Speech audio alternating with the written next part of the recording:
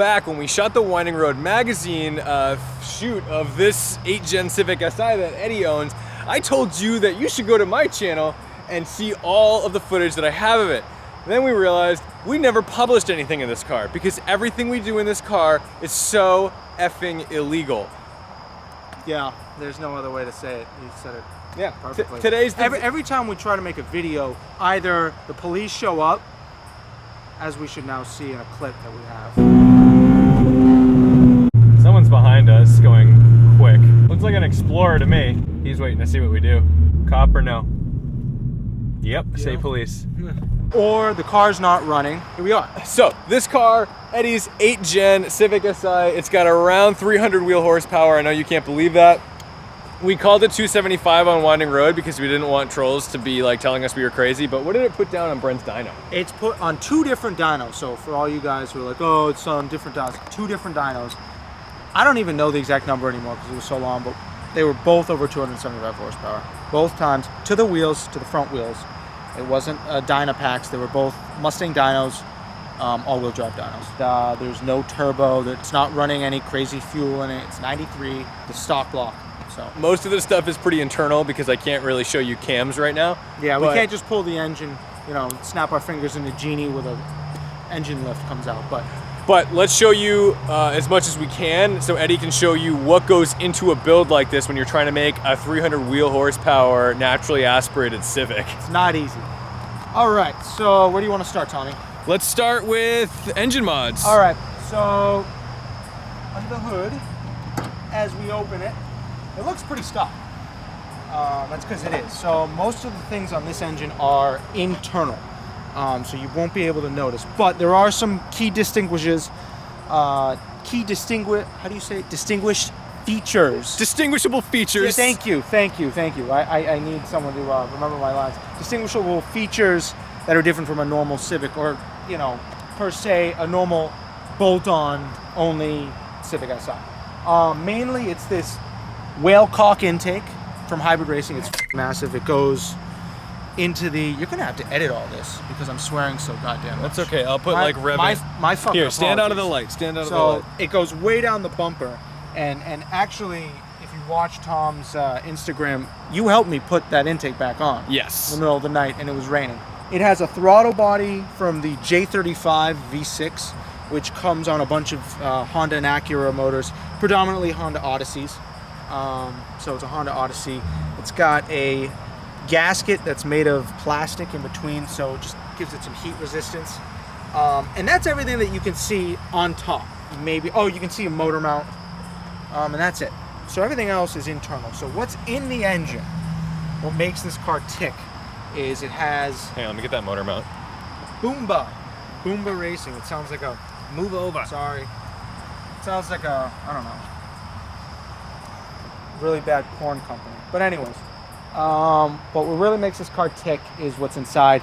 It has drag Cartel DC 2.2 camshafts in it, and Supertech valve springs and valve retainers, stock valves, stock lower end, stock pistons, the oil pump out of a K20A Type R Civic, so that allows the engine to be able to rev a little bit higher because the stock oil pump starves on these.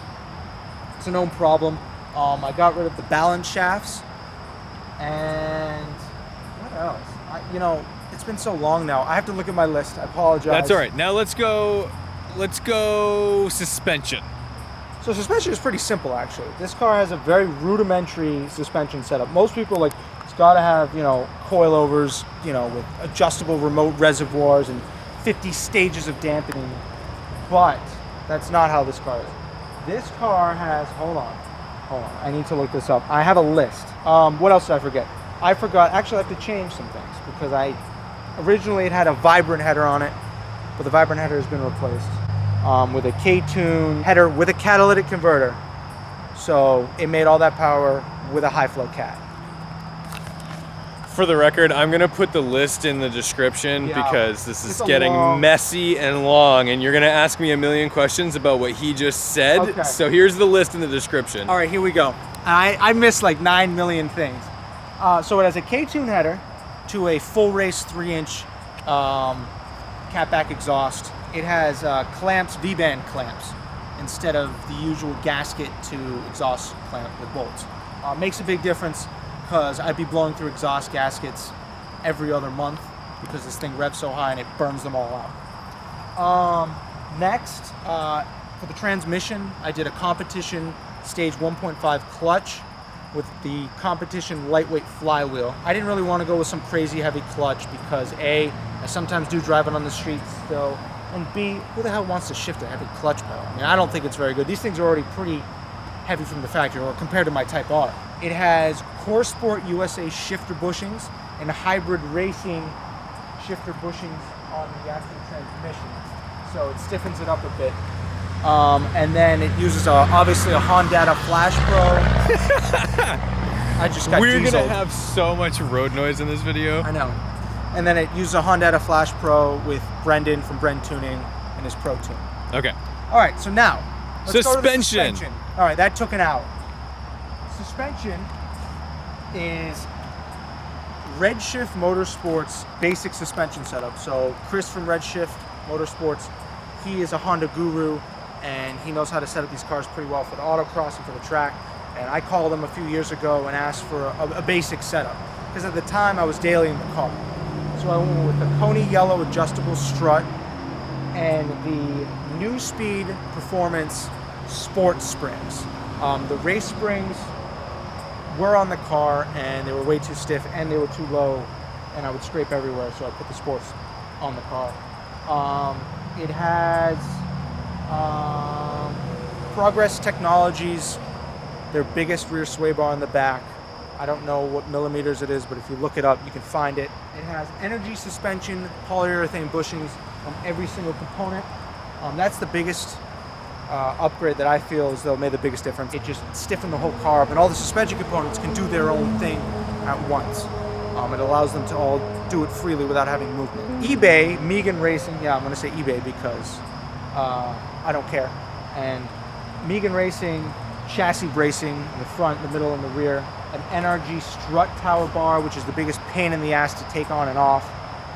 Yeah, and that thing sits. Do you have your light? Grab your light. Yeah, I do have my light. It's horrible. It's right here. This thing is unbelievably... And to get to it, you have to take all the cowling off, which isn't a big deal, but there's a bolt back there, and you have to just pray that you don't drop anything or else you're taking it all apart. You can't even see it from you there. can't see... No. Yeah, you can't see any of it. No. But it's a total nightmare to get on and off. Yeah, it's not fun.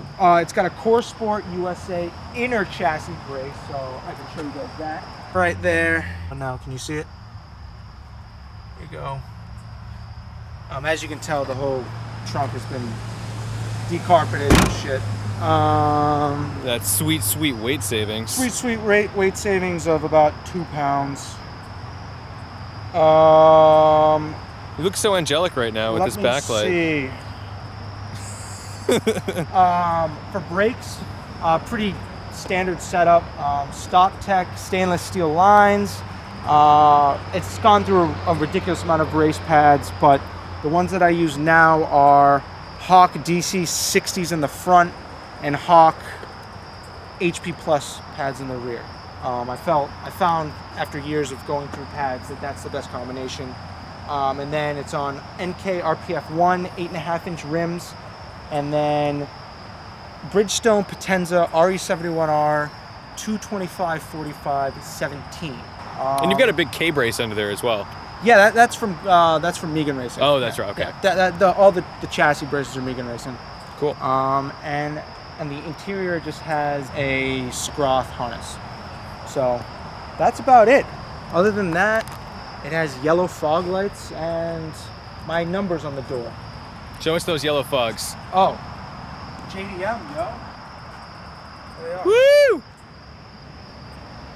I think that's it. If you have more questions for Eddy, you can get at him on his Instagram because he Yes. loves direct messages. Oh, you know what? You can direct message me and I will always get to you.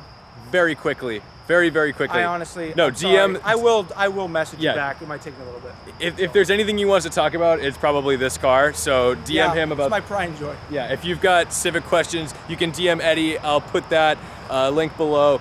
And oh, the ABS is working again. yes, when we did the Winding Road magazine shoot, there was no ABS, and that's why I did a little brake check to see where it would lock to make sure we didn't die. Yep. Yeah, roger that. So that's all I've got. Thank you so much for watching. Don't forget to respect the drive and go check out Eddy's Instagram for more on his Civic.